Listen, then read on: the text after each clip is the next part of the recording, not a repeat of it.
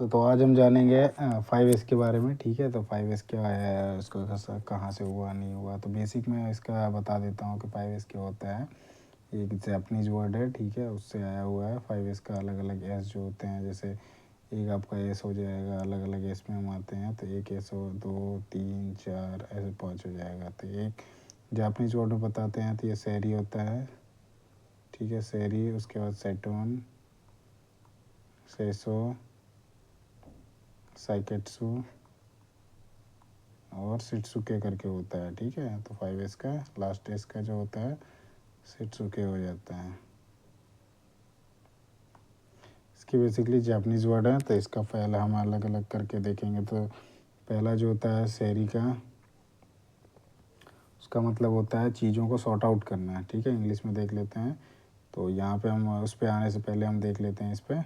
मैं ऐसे ही बता देता हूँ। जैसे फर्स्ट एस जो हो जाएगा उसका हो जाएगा सेरी, सेरी हो जाएगा। सेरी मीन्स हो जाएगा सॉर्टिंग करना, चीज़ों को अलग अलग करना। ठीक है, उसके बाद सेकंड एस का जो हो जाएगा सेरी, सेटोन हो जाएगा, सीटोन हो जाएगा। इसका मतलब होता है सेट इन ऑर्डर हो जाएगा।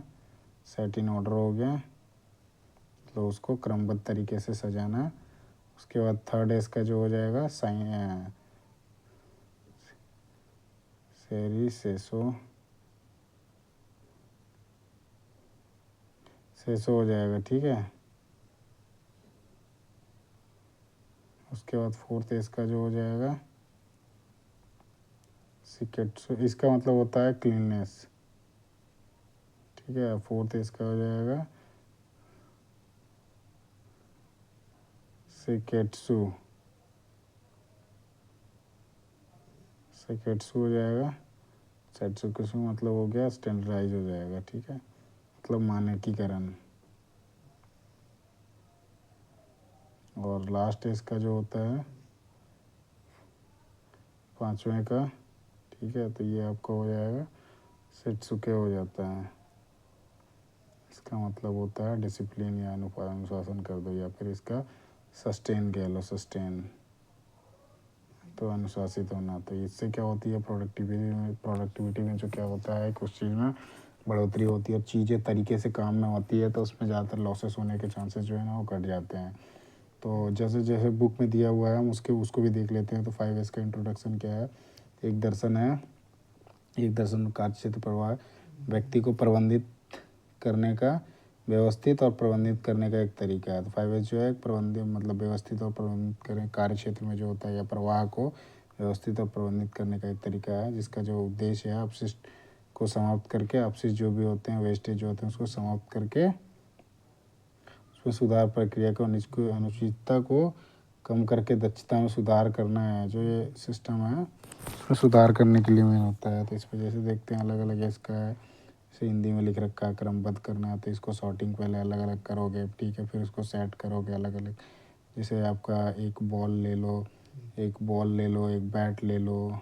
जैसे हम इसमें स्पैनर में आते हैं, किसी मशीन्स पे आते हैं, या हम किसी टूल्स में आते हैं, जैसे नट हो गया, इसको अलग कर दो, बोल्ट को अलग कर दो, ठीक है, वॉशर को अलग कर दो। अब इसको रखना भी है तो वहाँ पे जहाँ पे रखोगे वहाँ साफ़ सफाई रखना है, चमक हो गया। उसके बाद जब 3 को यदि फॉलो करते हो तो चौथा हो जाएगा मानकीकरण। तो आपने एक मानक बना लिया, पहले ये करना है, फिर ये करना है, फिर ये करना है, और ये चीज़ें आप चारों लगातार करते हो। तो कहने का मतलब अनुशासन में हो आप, आपका फिर क्या होगा, रेगुलरली वो चीज़ें बनाए रखें, तो उसमें क्या प्रोडक्टिविटी अच्छी होती है। और इससे क्या होगा कि आपका ग्रोथ भी अच्छा खासा होता है, किसी चीज़ कंपनी का हो या फिर वर्कशॉप का हो।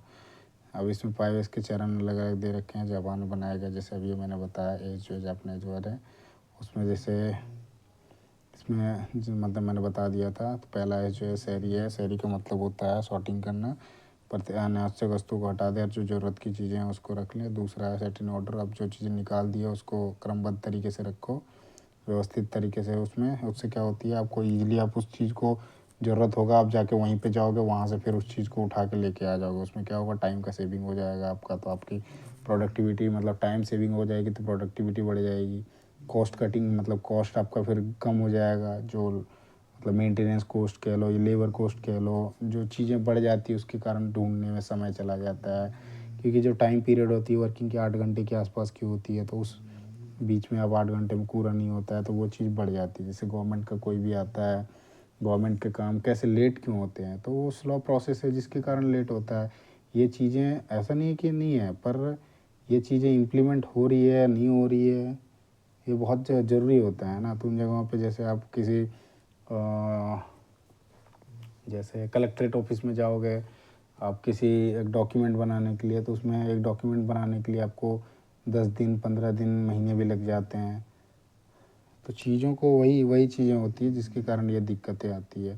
दूसरा थोड़ा उनमें अलग चीज़ें हैं तो उसके बारे में क्या आपको मैं बताऊँ, आप तो उस चीज़ को जानते होंगे। ठीक है, साइन हो गया, सेसो हो गया, तो प्रत्येक क्षेत्र में नियमित रूप से साफ निरीक्षण करने के लिए है।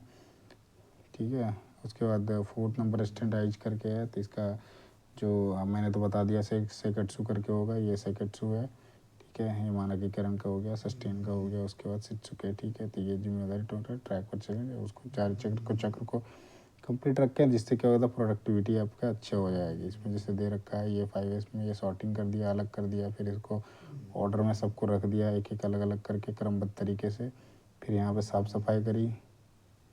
ठीक है, फिर ये चीज़ों को चार्ट एक बना के कि ये चीज़ें हो गई क्या, ये हो गया, दूसरा तीसरा चौथा, 1 2 3 हो गया, मतलब चौथा आपका चौथा काम क्या है, ये तीनों को चेक करना। और 5वां काम क्या हो जाता है, ये चीज़ें पूरी हुई या नहीं हुई, रेगुलरली बेसिस पे उसको चेक करना है।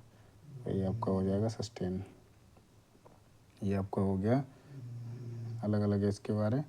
क्रमबद्ध शॉर्ट का तो मैंने बता दिया कि ठीक है चीज़ों को अलग करना होता है। फिर सेकंड एस में क्या सेट करो, आपको जो जो चीज़ें नीड्स है जहाँ जहाँ करना है तो उसको अलग अलग करके आप रखो, जिससे आपको ढूंढने में आसानी हो और आप उस चीज़ों को आसानी से, जैसे यहाँ पे लिखा हुआ है ढूंढना, उपयोग करना, वापस आसान हो जाना चाहिए। इससे जगह का सब कुछ स्थान है, इसमें टाइम का भी मतलब बहुत ज़्यादा इम्पैक्ट पड़ता है, तो टाइम की भी सेविंग बहुत ज़्यादा हो जाती है। प्राइवेट कंपनीज़ में यही होती है, इसी कारण जो होता है प्राइवेट कंपनीज़ में इतनी ज़्यादा प्रोडक्टिविटी और ग्रोथ देखने को मिलता है। उसके बाद क्या है सेट इन ऑर्डर, तो उसको अब चीज़ों पे कर दिया। ठीक है, कहाँ कहाँ किसको रखना है उसको नाम लिख के बाकायदा, हर एक चीज़ का नाम लिख के उसको आप उन चीज़ों को वहाँ पे रखोगे तो आपको आसानी से ढूंढने में आएगी। जैसे नट के लिए अलग बना दिया, ठीक है, ये बोल्ट के लिए अलग बना दिया, जो स्पैनर्स होंगे उसके लिए बना दिया अलग।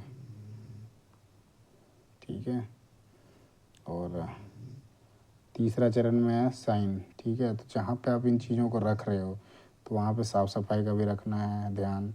इससे क्या होगा कि उस पर अगली बार जब आप किसी टूल पे आप रख लो, टूल का इस्तेमाल करते हो, वो गंदा टूल है, जैसे ग्रीस लग गया या फिर ऑयल लग गया तो वो लगाने में फिसल सकता है, गिर सकते हो, तो इस चीज़ को वहाँ पे साइन भी रखना ज़रूरी नहीं है, ज़रूरी है सफाई सफाई रखना। ठीक है, ये जैसे दे रखा है। 4 नंबर में क्या है, वो चेकलिस्ट है। मान लो आप एक चेकलिस्ट बनाओ कि ये 3 चीज़ें मेरी हुई या नहीं हुई, और ये चीज़ें रेगुलरली करते हो, फिर चेकलिस्ट हो गया, चेकलिस्ट में आप चेक करोगे कि हाँ ये हो गया, ये हो गया, ये हो गया, तो आपका ये मानक हो गया एक।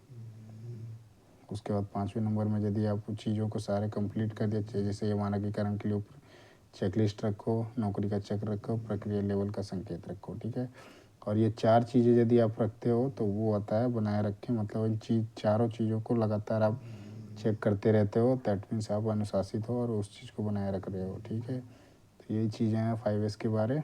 वीडियो कैसा लगेगा ज़रूर बताइएगा। धन्यवाद।